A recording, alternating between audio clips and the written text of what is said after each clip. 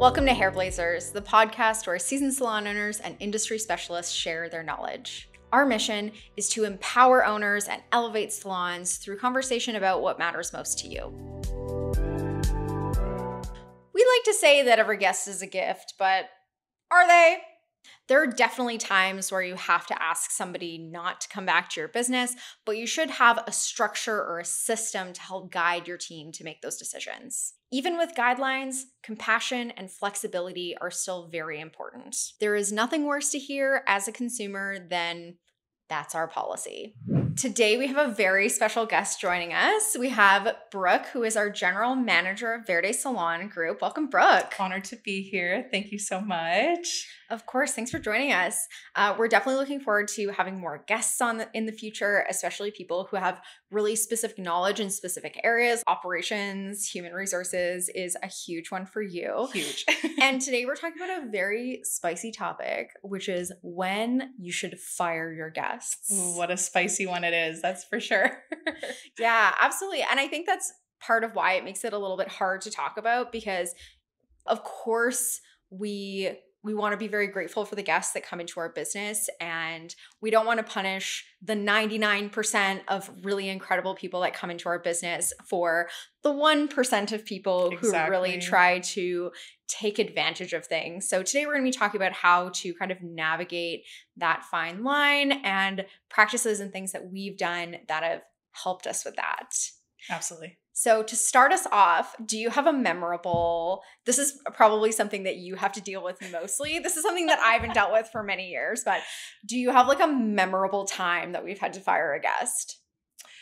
Actually, one pretty recently. We do have our referral program. So we have 20, give 20, get 20, which is really great.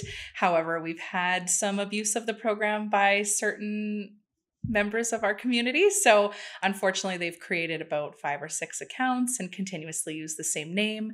We've had conversations. We've had different meetings with them to explain the importance of only using a new guest referral once. And unfortunately, the rules were continuously broken. So we just had to say, unfortunately, I don't think we're the salon for you, but we wish you all the best in the future.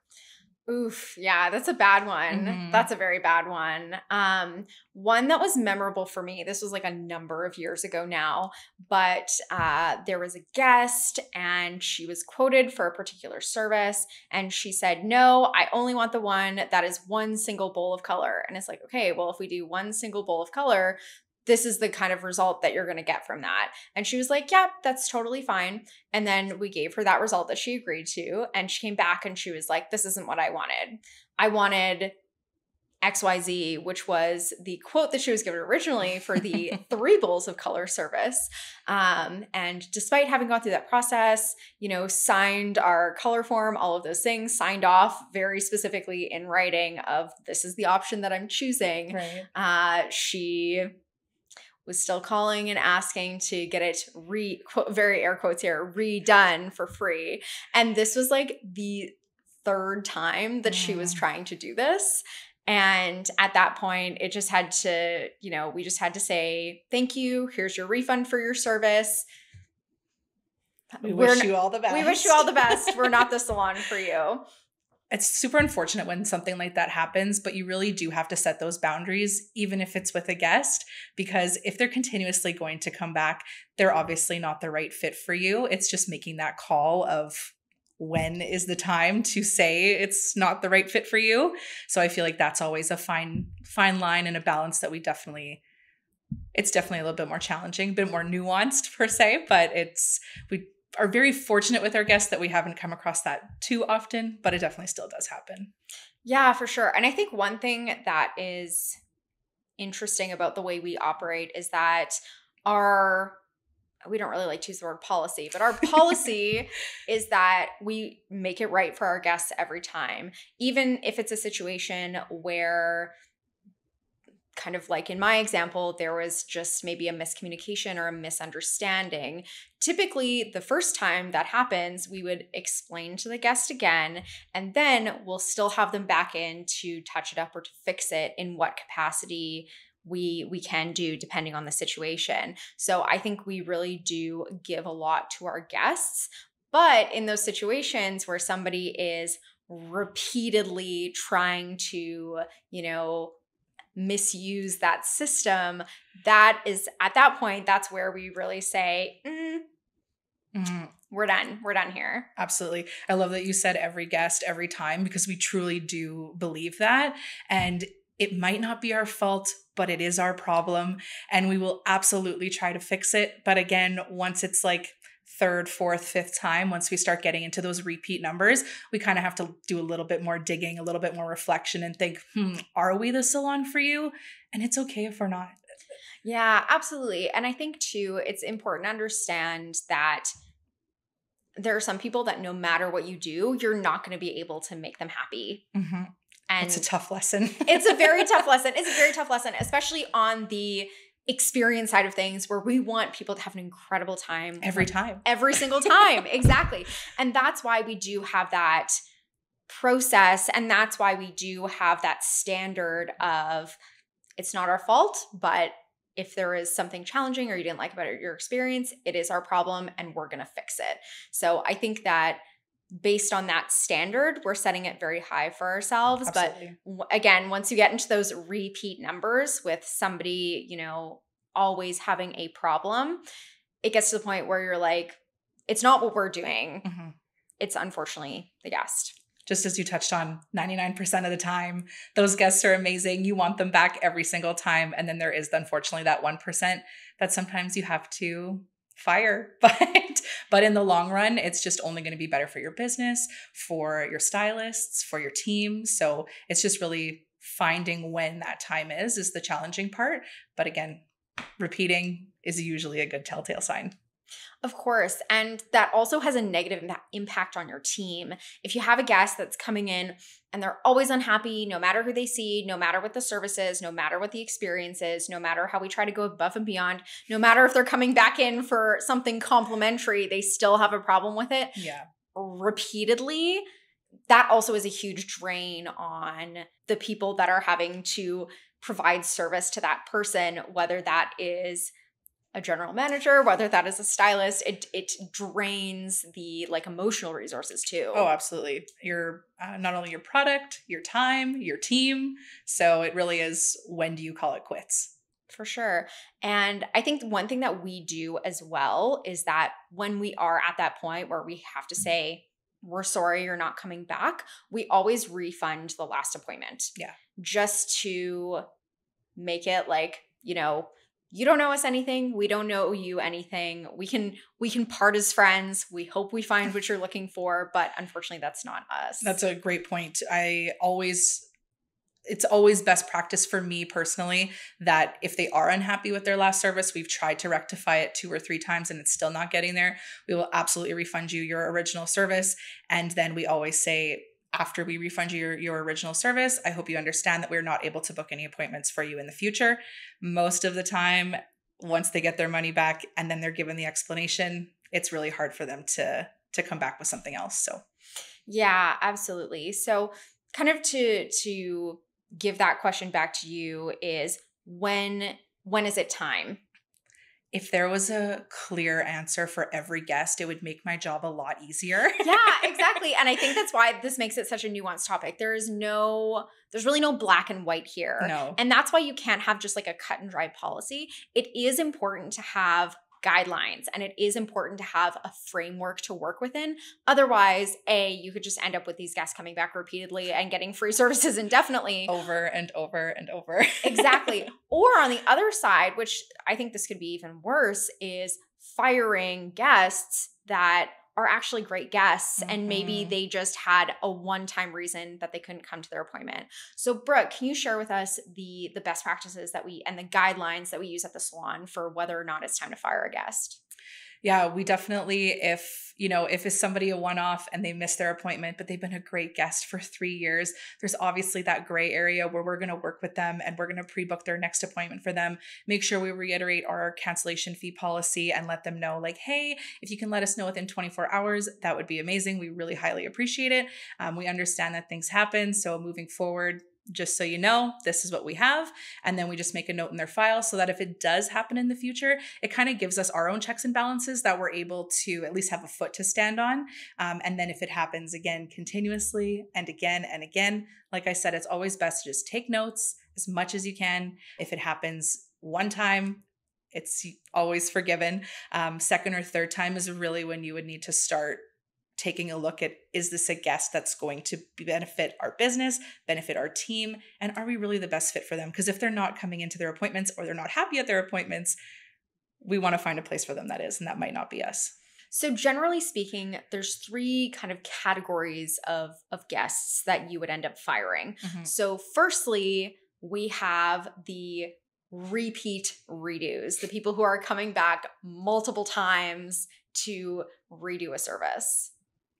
Absolutely. That's definitely one that has a big impact on the business financially as well, because not only are they coming back in a space that a new guest could be, but they're also using resources like Enlightener, like color, like back bar product. So not only is it time, but it's also physical resources. So that makes a huge impact. Absolutely. That is a really big component. And then the second type of guest that we would be firing would be a repeat offender of, a big cancellation, last minute cancellation, no shows. Those are also the kind of people that we typically wouldn't want coming back to the salon.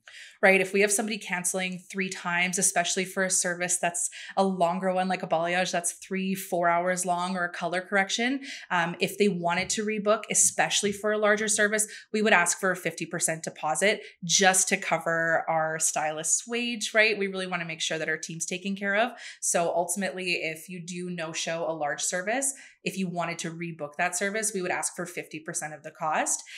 If it's a haircut, things happen, those spots are a little more easy to fill, but it still is a service nonetheless. So we always go forward with, if you'd like to rebook, if you wanted to pay a cancellation fee, this is how we do that process. And then we move forward.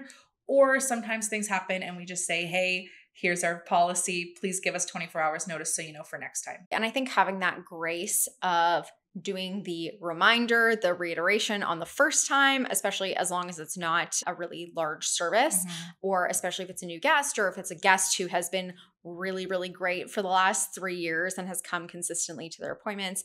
That's why it's important to have guidelines versus a policy per se, because you want to make sure that you do have the flexibility, because if there's a guest that's been coming for, 2, 3, 4 years to your business, and there's one day that they no-show a big appointment, personally, I'd actually probably be concerned about that person. Yeah, absolutely.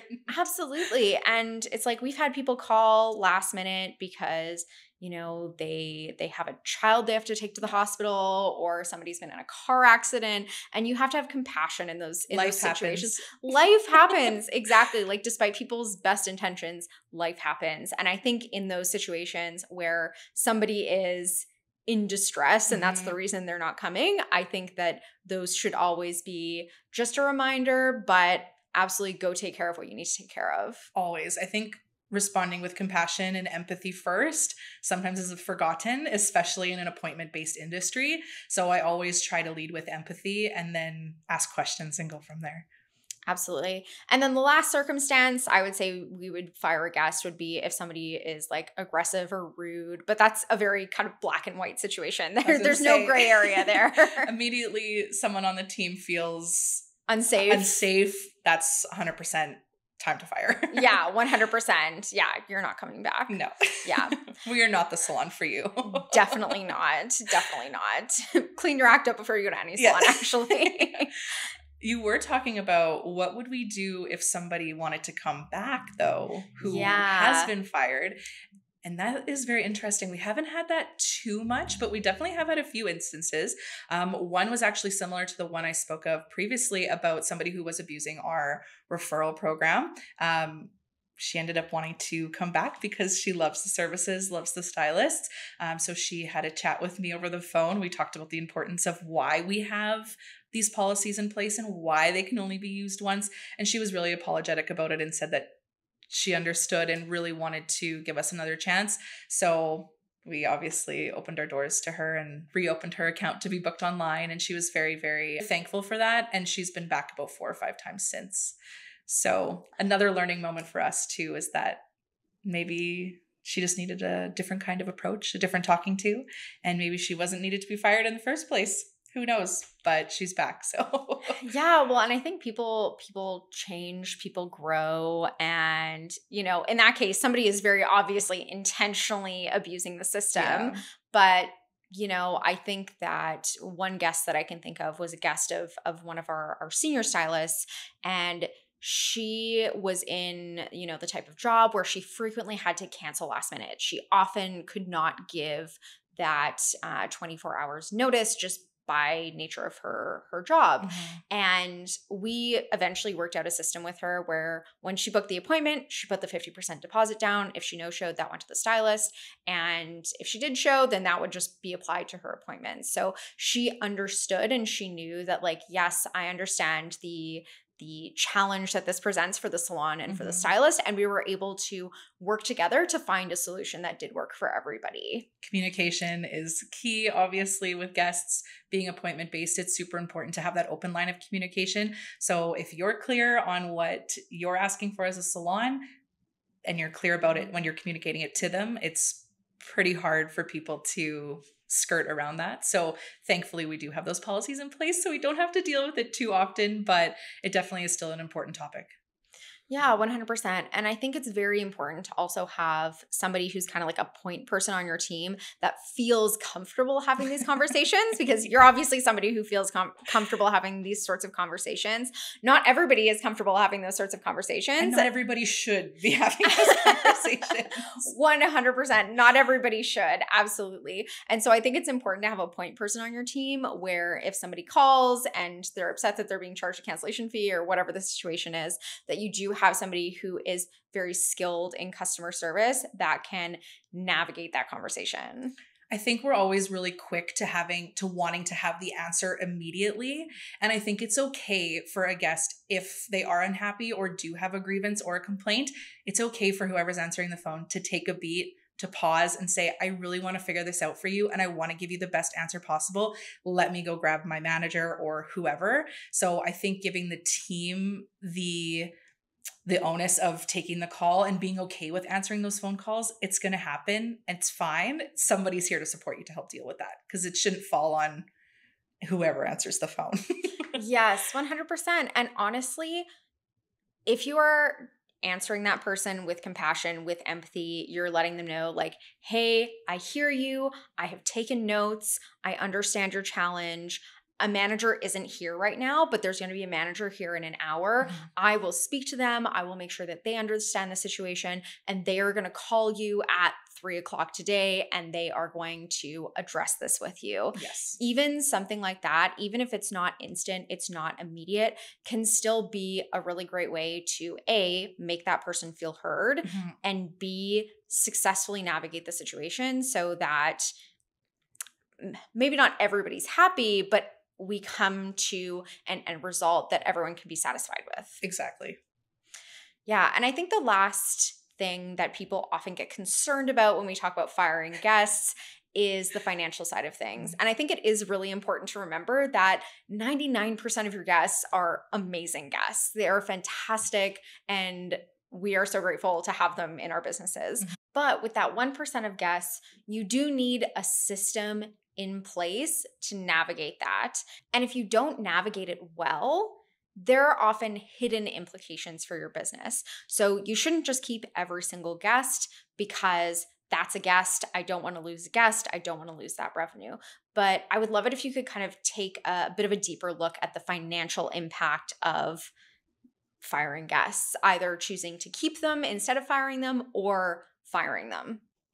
Yeah, I think one thing, especially if you choose to keep them, I always say you could do something so wrong and someone could be so unhappy, but the way that you recover and the way that you respond to that guest is probably going to make them more loyal in the end and will keep them coming back time and time and time again. So financially, that only has a positive impact on your business. And not only that, but they're more likely to share with the people around them about how you handled the situation.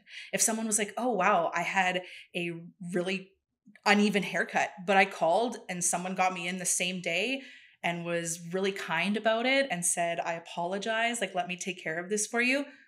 How great is that? Absolutely. I think even just the power of saying, I apologize. Mm-hmm. Like, I think that oftentimes when guests have grievances, they just want to be heard. And solving that grievance can be as easy as listening, understanding, addressing. Absolutely. On the flip side of that, firing a guest, you think, oh my goodness, that's another guest that I'm going to have to fill. How am I going to fill these bums in seats? Basically is what you're trying to do, right? So if you let somebody go, who's replacing that guest? Well, I can tell you, if you're going to keep having that guest come back time and again, your resources, time, money, how much attention, time, and money are you willing to put into a guest who's only really going to be taking from you and not giving anything in return, like a referral? 100%. And I think too, there's also the emotional impact of that guest that should be fired because they're creating more challenges. They're creating more problems. They're probably going to cancel last minute again in the future. They are a drain on your front line. They're a drain on your stylist team. And I mean, in like a really extreme case, if you fail to fire guests that need to be fired, you might end up losing a team member. That would be probably the worst possible outcome, right? Because filling another team member, so much time, so much resources, the training that goes into filling a chair, the guests that you'd have to call to reschedule if they were already in with them. So much financial impact that I don't even think people realize. Yeah, you really have to take a long-term perspective with this because if a guest calls in, they have a concern, even if it's not our fault, it is our problem, and you're able to fix that concern, even if it costs some time, some product in the short term, you are going to be gaining a loyal, awesome, long-term guest. On the other side, if you have a guest that is repeatedly challenging and, you know, is one of those kind of 3 guidelines that I mentioned that are our best practice, if you have a guest that is meeting any of those 3 criteria, it's more a drain on your business to keep that guest than to give them a refund, tell them, we hope you find a good fit elsewhere, and set them free. Set them free and find a better guest to take their place. Absolutely. Okay, awesome. Well, thank you so much for joining us today, Brooke. It was really fun to have you. And I hope you'll share this episode with your team, subscribe, and tune in for the next episode if you want to see more of Brooke. Thank you so much for listening. Leave us a review, share this episode with your team, and make sure you tune in for the next one. We appreciate you.